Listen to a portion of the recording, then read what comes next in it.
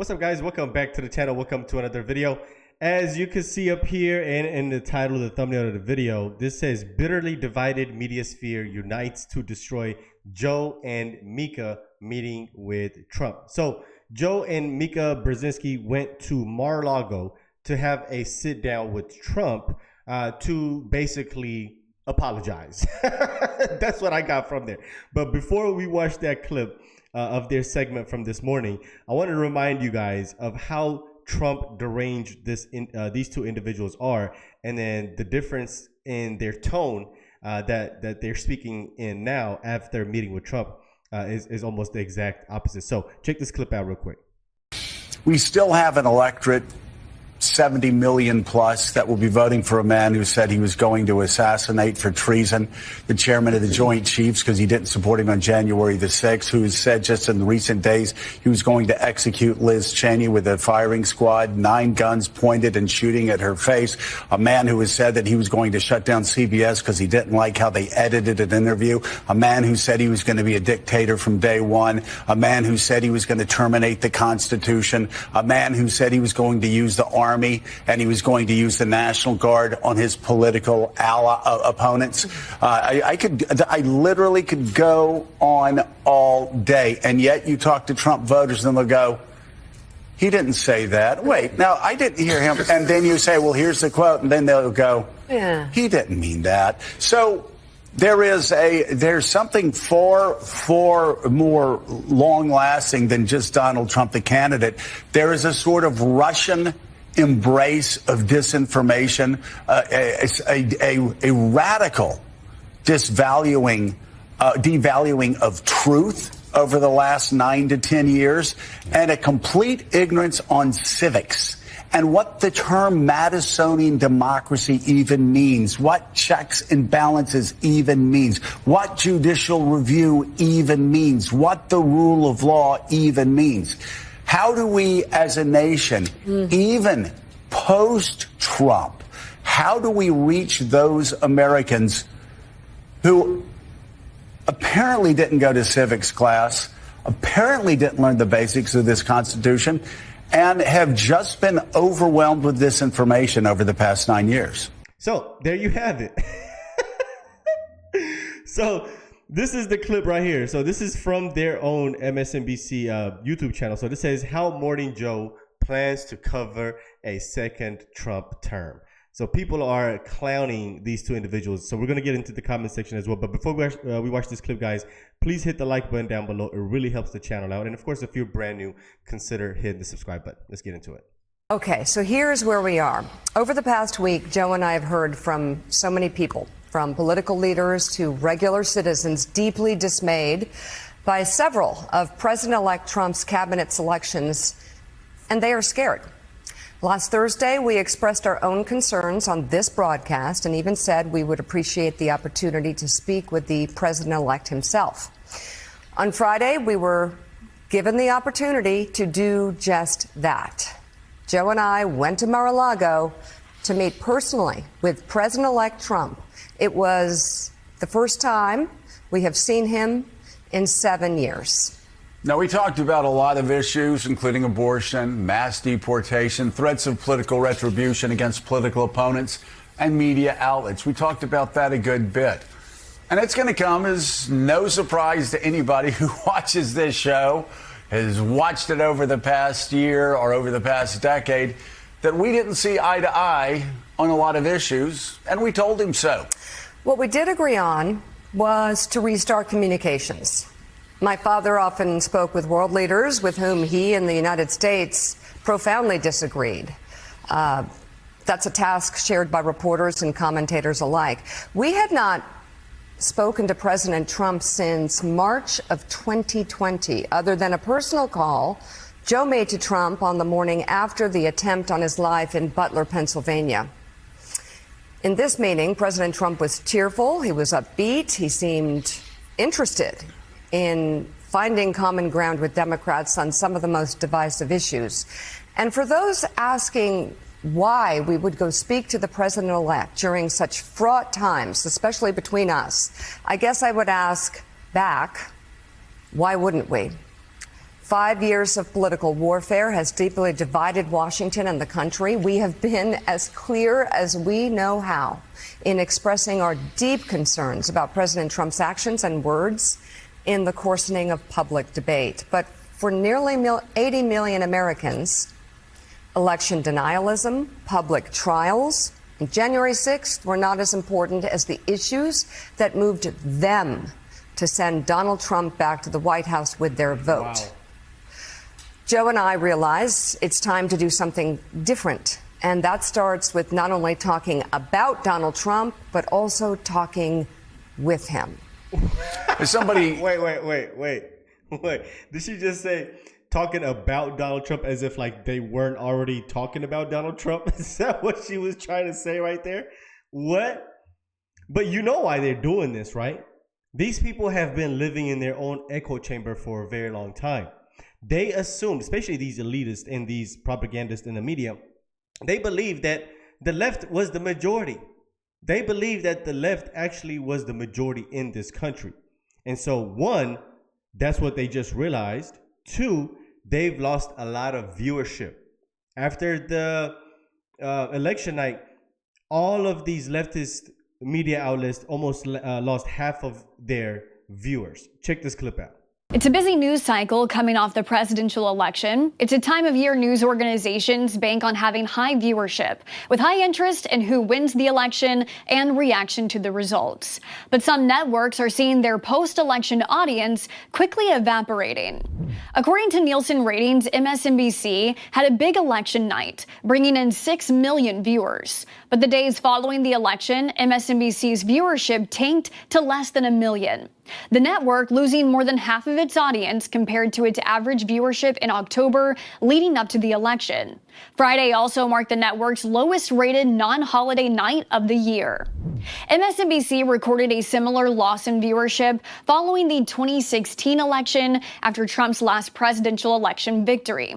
But the network rebounded, going on to have its 4 most watched years in its history from 2017 to 2020, as many news outlets were able to capitalize on Trump-heavy coverage with record revenue and subscribers. Following last week's election, CNN also hemorrhaged viewership. The network saw 5.1 million people tune in during their election coverage. In the days after the election, CNN's viewership also fell to 611,000, a 36% drop compared to its average viewership in October leading up to election night. Fox News saw a very different trend. While MSNBC and CNN were losing viewers, Fox News gained. On election night, the network saw over 10 million people tune in. And in the days that followed, Fox's total viewership averaged over 4 million, up 34% from its October average. That's also a 58% jump compared to its 2024 year-to-date numbers.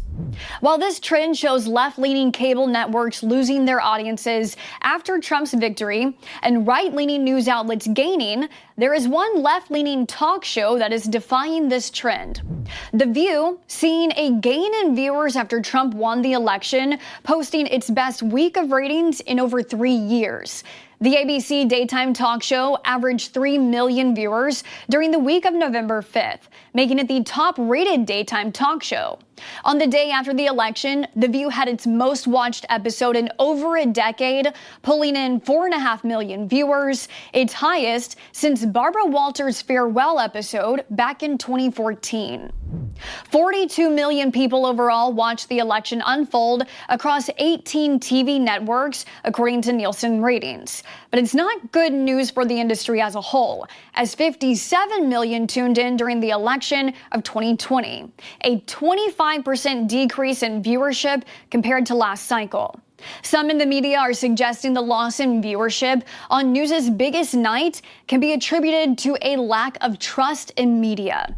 Carlo Versano with Newsweek says the path of traditional media's institutional collapse is really 2 intertwining stories: a breakdown of its business model exacerbated by a breakdown of influence, the extent of which became clear this campaign cycle.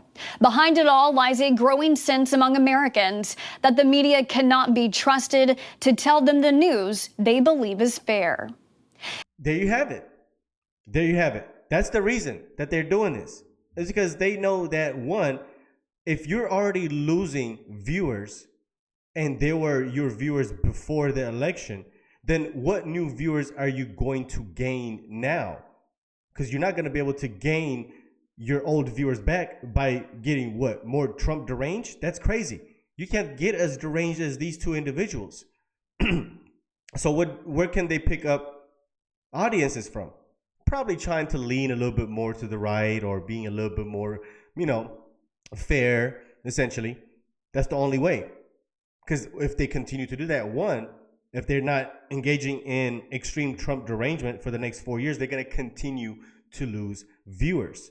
And I know that because if you go to the comment section of this video right here on their own YouTube channel, you'll notice, I'll show you, you'll notice that their viewers are pissed off. They're pissed off at them that they even took the time out to go and speak with Donald Trump. Right here, boom. Way to immediately sell out and cover your own ass. You see that? So they're going to continue to lose viewers.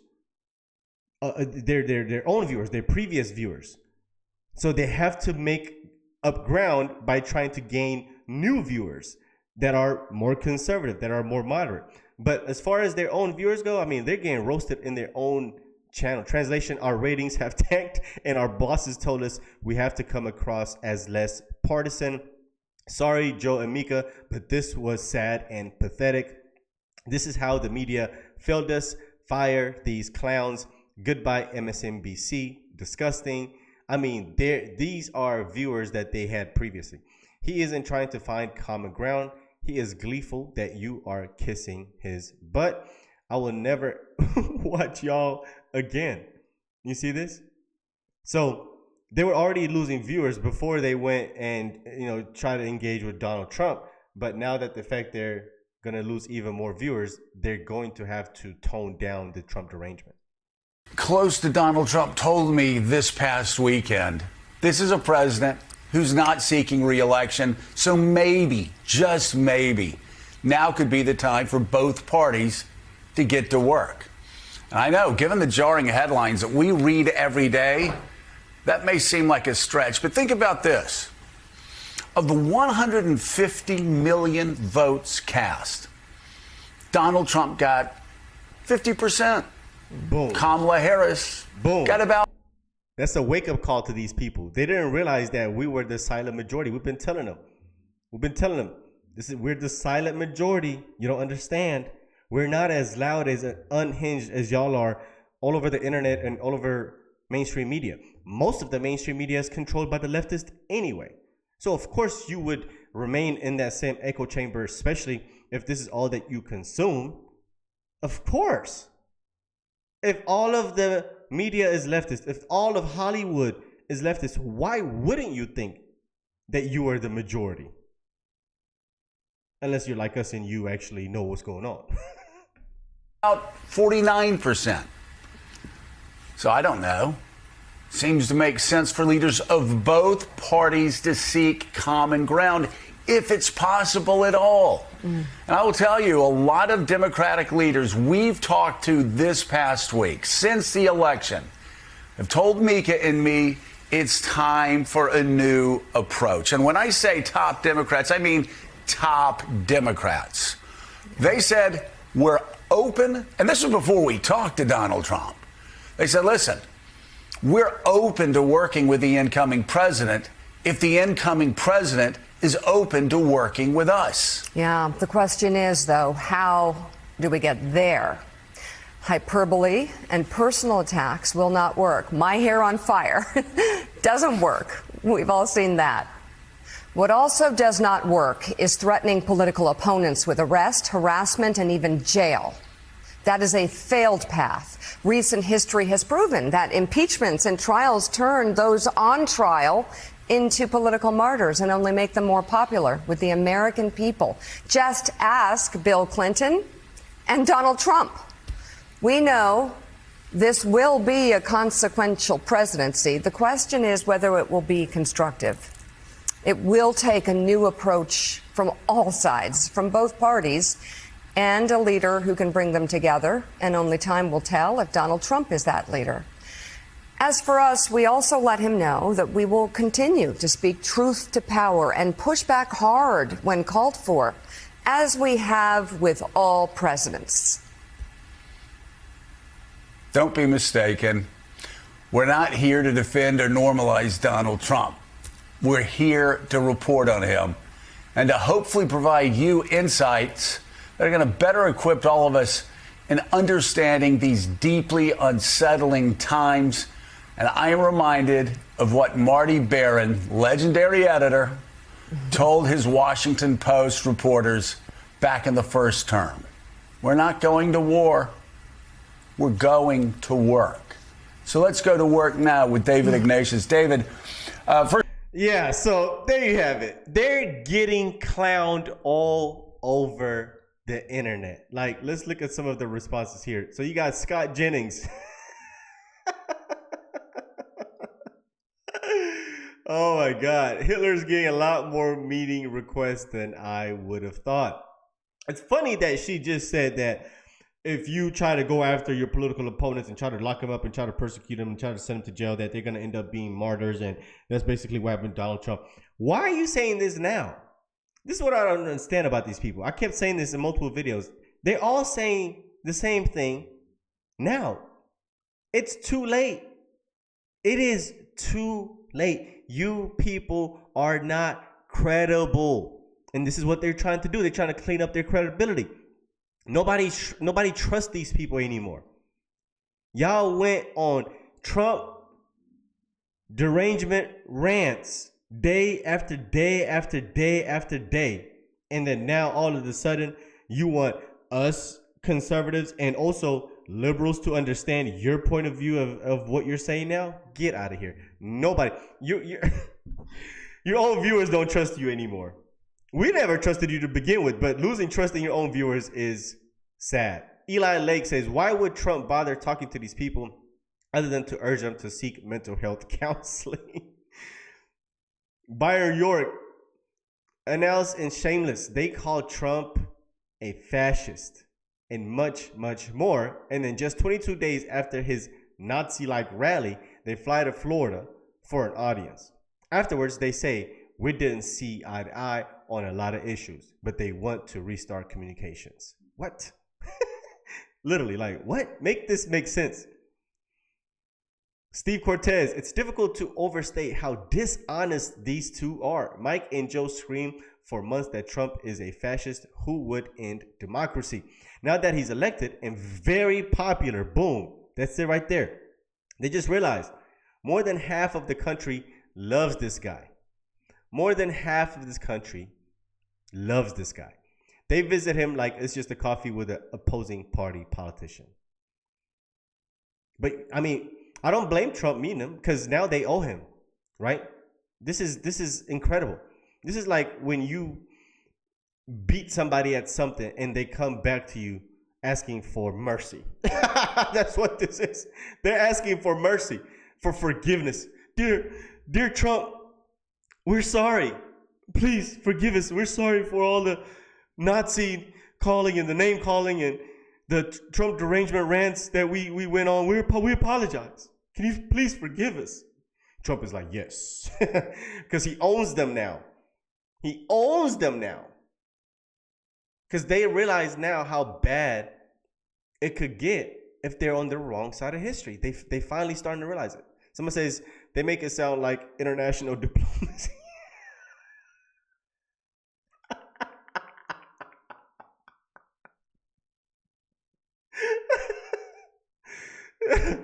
I mean, even Keith Olbermann says, breaking news, I told you so. Joe and Mika, Trump collaborators. This is crazy. This is the greatest entertainment in the world. Somebody said, not a word, Mr. and Mrs. Vichy Quisling saying we can never be trusted again. Not that those words ever should have been trusted. They are confidence tricksters and grifters. That's right. Once again, I told you guys, these people are losing viewership out the wazoo. Republicans Against Trump says, this is why people don't trust the mainstream media anymore. Joe and Mika, who constantly attack fascist Trump on their show, went to Mar-a-Lago to talk with Trump over the weekend. Wow. Somebody says, bowing in advance. Cowards. Somebody says, given Joe and Mika are now sucking up to Trump, I want to reshare my clip from MSNBC on Friday when I made it clear we will never surrender to Trump. We will take a fight to him.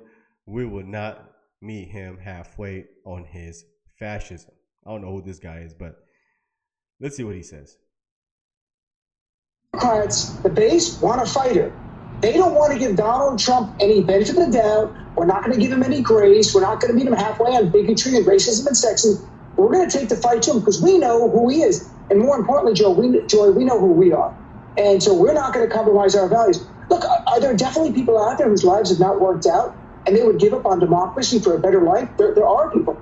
Christian nationalists, another group, I've talked to Christian nationalist experts who have said Christian nationalists, given the choice between democracy or getting what they want, turning their religion into law, would pick turning their religion into law, even if it means sacrificing our religion, our democracy. So you've got various things going on. But to the big point, what do Democrats want? They want to fight.